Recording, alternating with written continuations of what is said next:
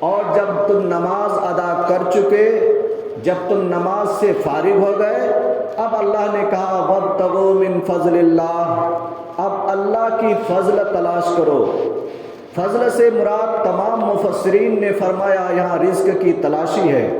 کاروبار ہے، باہر نکلنا ہے، کاروباری میدان میں جانا ہے، یہ اللہ کا فضل ہے۔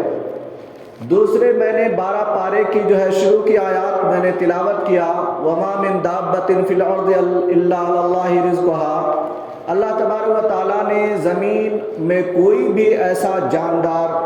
کوئی بھی ایسا چوپایا ایسا نہیں چھوڑا جس کو اللہ نے رزق مقرر نہ کیا ہو۔ ہر ایک کا رزق پیدا کر کے چھوڑ دیا، ہر ایک کو رزق دیا ہے، کوئی بھوکا نہیں مر سکتا۔ اللہ نے کہا جو بھی زمین پر چلنے والی جاندار ہے، چاہے وہ انسان ہو، جنات ہو، چرند ہو، پرند ہو، حیوانات ہو، سب کے واسطے میں نے رزق مقرر کر کے رکھا ہے، کسی کو میں ایسے ہی نہیں چھوڑا۔ پتہ چلا کہ رزق ہمارے لیے متعین ہے، جو چیز ہمارے کو ملنا ہے وہ ہر حال میں مل کر کے ہی رہے گا، چاہے ہم لاکھ کوشش کریں اور آگے بھاگم دوڑی کرنے کے، ہم وہی چیز حاصل کر سکتے جو ہمارے تقدیر میں لکھا ہوا ہے۔ اور اگر ہم حد سے زیادہ تگودو کرتے ہیں، حد سے زیادہ کوشش کرتے ہیں، تو ایسے موقع سے اللہ اضافہ تو فرما دیتا لیکن محنت اور مشقت بہت زیادہ آتی ہے۔ تو اللہ تبارک و تعالیٰ نے کوئی انسان کو ایسا نہ چھوڑا جس کی وجہ یہ ہو کہ وہ بھوکا ہو، ہر ایک کا رزق کو متعین کر کے رکھ دیا ہے۔ تیسری آیات میں نے آپ کے سامنے پیش کیا کہ وہ انسان کامل نہیں ہو سکتا جب تک کہ اسلام کے اندر پورے طریقے سے داخل نہ ہو۔ مسلمان اسی وقت تک کامل اور مکمل ہو سکتا ہے، ادخلوا فی السلم کافہ، کامل مومن اسی وقت ہو سکتا ہے جب اسلام کے پورے وہ عمل پیرا کرنے والا ہو۔ جب اسلام سے اگر روگردانی کر رہا ہے تو وہ کبھی بھی کامل مومن نہیں ہو سکتا۔ تو اسلام میں آپ کے سامنے یہ 3 آیات رکھا ہوں اور 2 احادیث آپ کے سامنے کوٹ کیا۔ 2 احادیث مبارکہ میں اللہ کے رسول نے فرمایا التاجر صدوق الامین، بہترین تاجر، امانت دار تجارت کرنے والا، امانت دار بہترین سے تجارت کرنے والا، جو تاجر امین ہوگا، جو سچا اور امانت دار ہوگا، کہا کہ ان کا مرتبہ کل قیامت کے دن نبیوں کے ساتھ ہوگا، وہ صدیقین کے ساتھ ہوگا، وہ شہداء اور شہداء کے ساتھ ہوگا۔ دوسرا کرپٹ قسم کی تاجر، وہ تاجر جو دھوکہ دڑی کرتا ہو، دھوکے سے کام کرتا ہو، طرح کے اپنے مال کے اندر ملاوٹ پیدا کرتا ہو، منافع خوری کرتا ہو، ایسے تاجر کے بارے میں کہا گیا التجار وهو الفجار یحشرون یوم القیامہ، کہ ایسے تاجر جو دھوکہ دڑی کیا کرتے ہیں اور اپنے مال میں ملاوٹ کیا کرتے ہیں، مکسنگ کیا کرتے ہیں اور دھوکہ دڑی سے یہ منافع خوری کیا کرتے ہیں، کہتے ہیں کہ ان کے قیامت میں ان کا حشر فساق اور فجار کے ساتھ ہوگا، یعنی فاسق لوگوں کے ساتھ ہوگا، گنہگار لوگوں کے ساتھ ہوگا۔ اور اگر ایسا نہ کرنے والا ہے الا من اتقى، اور جس نے پرہیزگاری اختیار کی، جس نے اپنے مال میں کسی قسم کی ملاوٹ نہیں کیا، تو کہتے ہیں الا من اتقى، یہ لوگ تقوی پر رہا، کہا یہی لوگ کامیاب ہیں۔ یہ 3 آیات 2 احادیث مبارک میں لا کر کے اسلام کی سرمایہ دارانہ نظام، اسلامک اکنامک چیز کو میں بیان کرنا چاہ رہا ہوں۔ پوری دنیا ایک گلوبل ولیج کی حیثیت رکھتا ہے۔ پوری دنیا کے اندر اگر دیکھا جائے، ہماری تمام معیشت کو کنٹرولنگ سسٹم دیگر کنٹریز کے اندر ہے، تو ہم ان تمام چیزوں کو یہ چند آیات 2 احادیث مبارک کو میں لا کر کے، ایک اشتراکی سرمایہ داری نظام، دوسرا سرمایہ دارانہ نظام پرائیویٹ، اس کے تعلق سے میں بات کرنے کے لیے چاہ رہا ہوں کہ اسلام سے قبل اللہ کے رسول جناب محمد رسول اللہ صلی اللہ علیہ وسلم جب دنیا میں تشریف لائے تو آپ صرف نماز، روزہ اور حج اور زکوٰۃ کے تعلق سے نہیں آئے، آپ گویا پورا سرمایہ داران نظام کے ساتھ ساتھ آپ پورے اسلامی نظام حیات لے کر کے آئے تھے کہ آپ ایک طرف نماز بھی پڑھنے والے ہوں، روزہ بھی رکھنے والے ہوں، حج اور زکوٰۃ بھی ادا کرنے والے ہوں، ساتھ ساتھ اکنامک پاور آپ کے اندر بہت زیادہ ہو، آپ کے اندر اتنے پیسے ہو، اتنی معیشت ہو کہ آپ ایک دوسرے کو ہیلپ کر سکے، آپ ایک دوسرے کو مدد کر سکے۔ اللہ کے رسول جناب محمد رسول اللہ صلی اللہ علیہ وسلم نے تمام رولز کو جو ہے دیا، اس پر عبد الرحمن بن عوف نے عمل کیا، حضرت عثمان ذی النورین نے عمل کیا تو عثمان غنی بن چکے تھے، اسی طرح دیگر صحابہ اکرام نے اس پر جو ہے عمل کیا تو بڑے بڑے جو ہے مالدار بن چکے تھے۔ تو ایک اسلامی زندگی اگر ہم دیکھتے ہیں، شروع کی اسلامی حالات اور اسلامی زندگی دیکھتے ہیں، اسلامی نظام معیشت دیکھتے ہیں تو ہم کو بالکل فرسودہ حال نظر آتا، کبھی پیٹ پر پتھر بدھے ہوا بھی نظر آتا، کبھی بھوکے کھندق کھوتا ہوا بھی نظر آتا۔ لیکن وہی اسلامی نظام معیشت کو جب ہم دیکھتے ہیں، حضرت ابوبکر صدیق کی زندگی، ان کی جو ہے خلافت، اور پھر فاروق اعظم کی خلافت، پھر اس کے بعد عثمان ذی النورین کی خلافت، پھر اس کے بعد علی کرم اللہ وجہہ کی خلافت، پھر اس چاروں کے جانے کے بعد عمر بن عبد العزیز کی خلافت، پھر ان کے جانے کے بعد امیر معاویہ کی خلافت، ادھر امام حسن حسین کی خلافت، پھر اس کے بعد ان لوگوں کے جانے کے بعد بنو عباسیہ کی خلافت، بنو امیہ کی خلافت، ان لوگوں کے جانے کے بعد پھر جو ہے سوویت یونین کا وجود، پھر ان کے جانے کے بعد اب لاسٹ میں جو ہے یونائٹڈ نیشنلز آرگنائزیشن، اس کا وجود آیا، لاسٹ میں ان کا وجود آیا۔ تو یہ تمام اسلامی نظام حیات جو ہم کو اللہ تبارک و تعالیٰ نے دیا، اللہ کے رسول کے واسطے سے ہم کو جو دیا ہے، تو ہم جب ان کی نظام معیشت کو دیکھتے ہیں، ان کی نظام جو سرمایہ دارانہ نظام تھا، بہترین نظام تھا، ایک منصفانہ نظام تھا، انصاف پسندی کا نظام تھا۔ اللہ کے رسول حضرت عثمان سے کہتے ہیں کہ یہ کام کرنا ہے، حضرت عثمان تیار ہو جاتے ہیں، عبد الرحمن بن عوف تیار ہو جاتے ہیں، سب کے سب تجارت اور معیشت میں اپنے آپ ایک جو ہے علم بردار ہے۔ یہ سب ایسا جو ہے اپنے آپ کو اکنامک پاور کو جو ہے اپنایا تھا، جبکہ مدینے کے سرزمین پر بنو قینقاع، بنو نذیر، یہ دو قبیلے اسلامک نظام کو تو نہیں مانتے تھے، لیکن ان کے پاس ایک سرمایہ دارانہ نظام تھا، اجارہ داری تھی، اکنامک پاور ان کے ہاتھوں میں تھا، گولڈ کی اور سلور کی کاروبار ان کے ہاتھوں میں تھا۔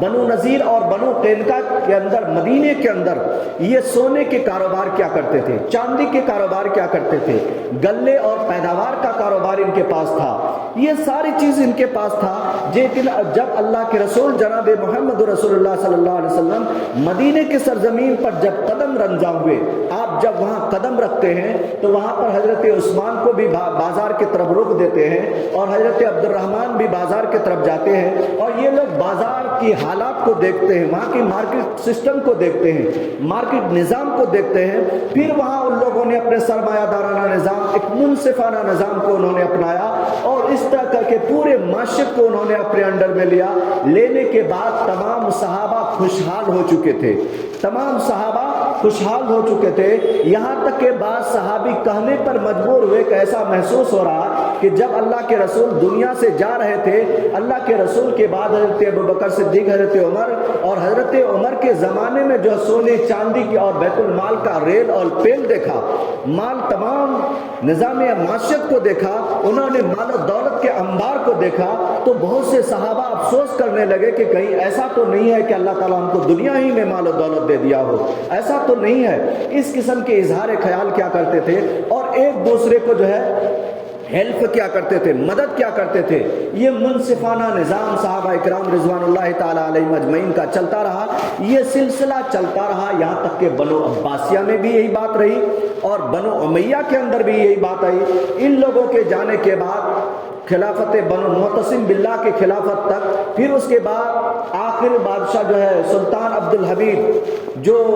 خلافت عثمانیہ کا آخری چشم و چراغ خلافت عثمانیہ کا، وہاں تک یہ سارے منصفانہ نظام چلتا رہا۔ بیت المال کا جو ہے معاشیتی نظام یہاں سے چلتا رہا، لیکن جب مغرب کی ان کے اوپر نظر پڑی، جب یہ امریکہ یورپین کنٹریز کی جب ان پر نظر پڑی، انہوں نے دیکھا کہ تمام چیز کو یہ جو ہے بہترین انداز میں جو ہے تقسیم کر رہے ہیں، ڈیوائڈ کر رہے ہیں، ڈسٹریبیوٹ کر رہے ہیں، تو ایسے موقع سے ان کی نظر جب ان کی زمین اور جائیداد پر پڑی، ان کے تمام انفراسٹرکچر جو ہے، جو زمینی حالات ہیں، ان کو انہوں نے دیکھا، تمام چیز کو ان پر نظر پڑی، انہوں نے دیکھا کہ ہماری نظام معیشت بالکل جو ہے گم شدہ ہے، نہیں معلوم کیا ہے، تو انہوں نے ایک اشتراکی نظام کا قائم کیا۔ تو اس وقت اشتراکی نظام یعنی نظام معیشت اشتراکی قائم کیا، یعنی مشترک نظام کو کھولا۔ تو سب سے پہلا جو ہے سوویت یونین نے یہ جو ہے اپنا فارمولا پوری دنیا میں لانچ کیا، اور سوویت یونین کو دیکھ کر کے ساری دنیا کے جو ہے جو بھی کمرشل پراپرٹیز والے تھے، یہ ساری چیز کو اپنانا شروع کیا،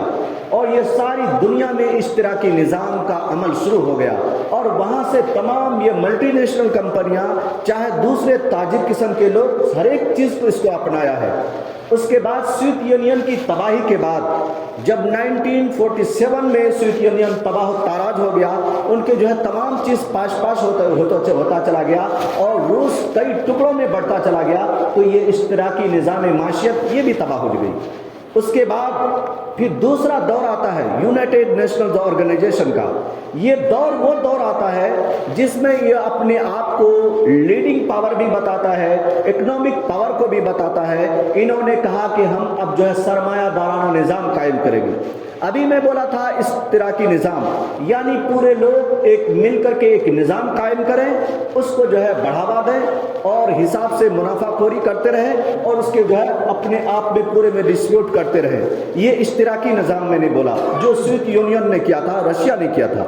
دوسرا نظام میں آپ کے سامنے بتا رہا ہوں، اصل میں اسلامک نظام پر لانا چاہ رہا ہوں، لیکن میں دنیا کی باتیں اس لیے آپ کو بتا رہا ہوں کہ دنیا، ہم بغیر دنیا کے ہم جی نہیں سکتے،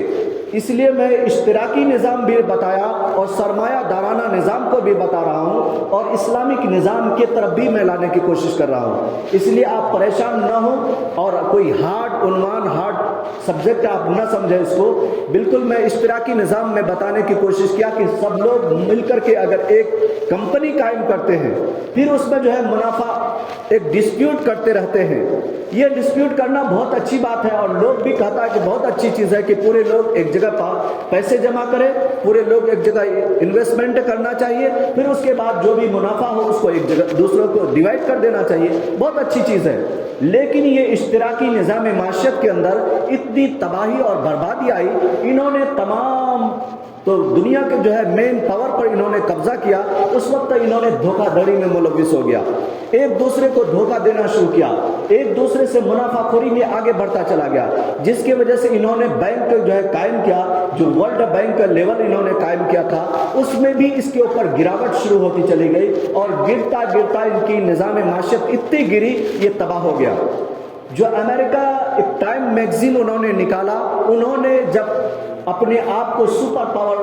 جو ہے پوری دنیا میں لانچ کیا اور کہا کہ میں ہی سب سے دنیا میں سپر پاور ہوں، تو انہوں نے کہا کہ اب سوویت یونین کی جو نظام اشتراکی معیشت تھا وہ تباہ و تاراج ہو چکا ہے، اس کے بت تمام ٹکڑے ٹکڑے پاش پاس ہو چکے ہیں۔ اب ہمارے نظام معیشت یعنی ہم جو ہے سرمایہ دارانہ نظام، یعنی ایک آدمی کے پاس پاور رہے گا، ایک آدمی کے پاس نظام کی حیثیت رہے گی، یعنی یہ سرمایہ دارانہ نظام، ایک آدمی کے پاس پیسے رہیں گا، یہی تمام چیز کو جو ہے ڈیوائڈ اور رول کریں گے۔ تو انہوں نے جو ہے سوویت یونین کو چھوڑ کر کے اشتراکی نظام معیشت کو چھوڑا، انہوں نے سرمایہ دارانہ نظام دیا۔ یہ سرمایہ دارانہ نظام دینے کے بعد اس میں بھی وہی ساری چیز آتی چلی گئی، جو اشتراکی نظام کے اندر جو خرابی آئی تھی، تباہی آئی تھی، اس کی وجہ سے وہ تباہ و تاراج ہو گئے تھے، وہی سیم سلسلہ جو ہے سرمایہ دارانہ نظام، ایک ویٹو پاور جس کو تھا، اس کے اندر بھی وہی ساری چیز آ گئی۔ جو آج پوری دنیا میں ہم دیکھتے ہیں، جو بڑے بڑے کمپنیز ہیں، جو اس کے بڑے بڑے فاؤنڈرز ہیں، یہ سب کے سب جو ہے حد سے زیادہ منافع خوری میں، جیسے سافٹ ویئر کمپنی ہو یا جو ہے ہارڈ ویئر کمپنی ہو، چاہے گوگل कंपनी हो, जो गूगल का जो है मास्टरमाइंड है, जो एलन मस्क है या दूसरे और लोग हैं, बिल गेट्स है, ये सब के सब एक जो है इन्वेस्टमेंट के हैसियत से गूगल एक कंपनी इन्होंने कायम करके इन्होंने तमाम चीज़ को जो है उन्होंने लॉन्च किया। उसके वजह से हम तमाम मोबाइल सेल फोन हो या कंप्यूटर से हो, सब में हम वीडियो या ट्विटर या कुछ भी जो हम कर रहे हैं ये तमाम उन्हीं की कंपनी से जुड़े हुआ है। तो ये एक आदमी के पास पैसे इतना है, इन्होंने इन्वेस्टमेंट किया और इन्होंने इस कंपनी को लॉन्च किया। इसके बाद ये करता चला गया, इनकी निज़ाम माशियत बढ़ती से बढ़ती चली गई और यही सिलसिला पूरी दुनिया के अंदर राइज हुआ। आज मुकेश अंबानी हो या धीरू भाई अंबानी, जो कुछ इन्होंने अपनाया इन लोगों के नक्शे कदम पर चल करके अदा किया और इसी चीज़ को अपनाया गौतम अडानी ने। ये तमाम चीज़ को अपनाने के बाद इन्होंने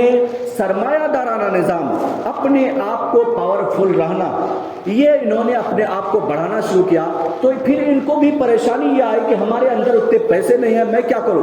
तो इन्होंने भी अपने आप को कहा कि नहीं, मैं भी इस तरह की निज़ाम की कुछ हालात ले लेता हूँ। तो इन्होंने कहा कि मैं मास्टर तो मैं रहूँगा, इसका बॉस मैं रहूँगा, लेकिन इसके नीचे आने वाले जो पैसे इन्वेस्टमेंट करेंगे उनको मैं डिस्प्यूट करूँगा, इनके मुनाफे को। तो इन्होंने भी यही काम करना शुरू किया, इस तरह की निज़ाम से कुछ इन्होंने लिया, लेने के बाद ये चीज़ को इन्होंने करना शुरू किया और पूरी दुनिया में टॉप 10 जो है रिचेस्ट माइंड के अंदर अगर देखा जाए तो इन लोगों का शुमार होता, जो एलन मस्क है, चाहे बिल गेट्स है, चाहे हमारे गौतम अडानी हो या मुकेश अंबानी हो या जापान के कोई दूसरे एल्वेस पियर और इसी तरह अमेज़न कंपनी के जो है जेफर बेजोस, ये सब के सब जो है इन्हीं चीज़ों के खिलाड़ी हैं। और ये लोग जो है आगे बढ़ते चले गए, नीचे से लोगों को जोड़ता चला गया और ये हाई लेवल पर चलते चले गए। तो ये मल्टीनेशनल कंपनियां जो भी है, चाहे नेटवर्क मार्केटिंग जो भी है, ये सब इसी से जुड़ा हुआ है। लेकिन ये इस तरह की निज़ाम के साथ साथ इन्होंने सरमायादाराना निज़ाम को भी अपनाया, जिसकी वजह से आज हमारे पूरी दुनिया पर बहुत ज़्यादा असर पड़ रहा। इसका असर ये पड़ता कि हमारे गवर्नमेंट के ऊपर भी असर पड़ता। अगर गवर्नमेंट इनके दबाव में रहते, ये सारी चीज़ और रिश्वतखोरी इनके अंदर बहुत ज़्यादा आ गया, मुनाफाखोरी बहुत ज़्यादा आया। मुनाफाखोरी की मैं मिसाल आसान दे सकता हूँ कि आप जो सिम में रिचार्ज करते हैं, पूरी दुनिया के अंदर जो है हर दिन हर एक का जो है 30 दिन का जो है महीना हुआ करता, लेकिन आप देखें 28 दिन का इनके पास महीना है। 28 दिन होते ही आपका रिचार्ज खत्म हो जा रहा है, आपका बैलेंस खत्म हो जाए, फिर दोबारा इजी कराओ, आप रिचार्ज कराओ। ये क्या चीज़ है? गोया इन्होंने मुनाफाखोरी में हद से ज़्यादा आगे बढ़ता चला गया। फिर इन्होंने थोड़े से समय कातिल के तहत थोड़ा सा कोई चीज़ लॉन्च करता, उसको जो है कभी फ्री कर देता, फिर उसके बाद जब इंसान उसकी आदी बन जाता तो फिर आगे बढ़ता चला जाता। ये सारी चीज़ ये आता चला गया। लेकिन इस्लामी निज़ाम माशियत के अंदर कहा कि ऐसा नहीं हो सकता। मुसलमानों को कहा गया कि मुसलमानों, तुम जो है सरमायादाराना निज़ाम नहीं अपना सकते,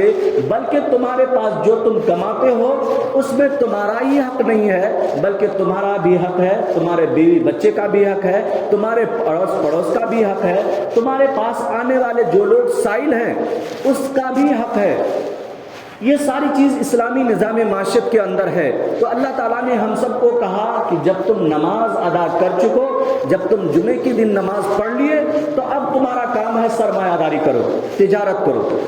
करो, बेहतरीन तरीके से तिजारत करो। मान लिया जाए एक चीज़, आप एक सॉफ्टवेयर अगर तैयार किए हैं, जिस सॉफ्टवेयर के अंदर आपकी लागत तकरीबन 1000 रुपये आया, तो आप उसको 1200 रुपये में लॉन्च कर सकते हैं। लेकिन आपने 1200 रुपये में उसको लॉन्च न करके बल्कि उनको जो है सीधा 2000 में आप लॉन्च कर रहे हैं, तो गोया आप जो है 1200 इस्लामी निज़ाम माशियत करा सिर्फ और सिर्फ 1200 में आप लॉन्च कीजिए, लेकिन आप कितना किए, 800 रुपये बढ़ करके लिए। तो इस तरह करके और जो है वो आते आते ये आवाम तक, पब्लिक तक आते ही ये जो है हद से ज़्यादा और ज़्यादा रेट इसका बढ़ता चला जाएगा और ये आवाम पर इसका जो है आवाम के जेब पर इसका असर पड़ता। तो ये तमाम चीज़ जो है, ये मल्टीनेशनल कंपनियां हो, चाहे कोई सा भी कंपनी हो, ये सब जो है मुसलमानों से या जो है तमाम आवाम ही से खींच करके ये आगे बढ़ती चली जाती। तो ऐसे ये हालात है। लेकिन इस्लामी निज़ाम माशियत कर रहा कि मुसलमानों, जब तुम तिजारत करने के लिए जाओ, तो तिजारत जब तुम करते हो तो इसको जो है ज़्यादा फ़ायदा मत लो, थोड़े से फ़ायदे में काम चलाओ, थोड़े से फ़ायदा लो, तुम्हारी निज़ाम माशियत बेहतर हो जाएगी। اب ہم جو ہے جو چیز ہم تیار کیے تھے 1000 روپے کی لاگت کے ساتھ، وہی چیز اگر ہم لانچ کر رہے ہیں 1200 کے ساتھ، اب اس کو ہم وہی چیز کو کئی جگہ ہم ڈیوائڈ کرتے گئے چلے گئے اور سیلنگ ہمارا بڑھتا چلا گیا، تو انشاءاللہ یہی 200 روپے جو ہم منافع لے رہے ہیں یہی سب سے زیادہ آگے بڑھتا چلا جائے گا۔ اور وہ نظام جو 2000 روپے لانچ کیا ہے اور پبلک تک آتے آتے وہ چیز جو ہے تقریباً 5000 تک چلی جا رہی ہے اور پبلک پریشان ہوتی چلی جا رہی ہے، تو ایک آدمی امیر آدمی تو امیر بنتا چلے جائے گا، لیکن جو غریب آدمی ہے وہ غریب در غریب ہوتا چلے جائے گا، یہ پریشان حال رہے گا۔ تو اسلامی نظام معیشت کہتا نہیں، تم ایک منصف ہو، انصاف پسند ہو، تمہارے لیے ضروری ہے کہ تم جو ہے منصفانہ کاروبار کرو۔ اسی لیے میں 2 حدیث آپ کے سامنے کوٹ کیا کہ بہترین تاجر وہ ہے جو اپنے آپ کو تجارت کی اچھائی کے ساتھ، پھر تجارت کرنے کے بعد وہ مال کو اپنے اندر بھی یوز کیا، اپنے بیوی بچوں میں بھی یوز کیا، اپنے پڑوس میں بھی یوز کیا، ریلیف فنڈ کے اندر بھی دیا، بطور زکوٰۃ کے بھی انہوں نے ادا کیا، گویا یہ سب سے بہترین انسان ہے۔ اسی کے بارے میں اللہ کے رسول نے کہا التجار ما یحشرون یوم القیامہ، ایسے تجار جو ہے کن لوگوں کے ساتھ ہوں گے؟ من النبیین، نبیوں کے ساتھ ہوں گے، والصدیقین، صدیقین سب کے ساتھ ہوں گے، والشہداء، اور شہیدوں کے ساتھ ہوں گے۔ یہ بہترین تاجر، اس کا مقام میں بتا رہا ہوں۔ اور دوسری کیٹیگری کے وہ تاجر جو اپنے مال کے اندر ملاوٹ کرتا، منافع خوری بہت زیادہ کرتا، اور جو چیز کم ریٹ کے ہائی ریٹ میں لانچ کرتا اور بیچتا ہے، اس کے بارے میں کہا گیا کہ یحشرون یوم القیامہ من الفجار، ایسے تاجر جو دھوکہ دھڑی کیا کرتے ہیں، جو اپنے مال میں ملاوٹ کیا کرتے ہیں، حد سے جو چیز کی ریٹ کم ہے اس کو بڑھا چڑھا کر کے منافع خوری میں آگے جا رہے ہیں، ایسے لوگوں کو جو ہے کل قیامت کے دن یہ فاسق اور فاجر لوگوں کے ساتھ ہوں گا۔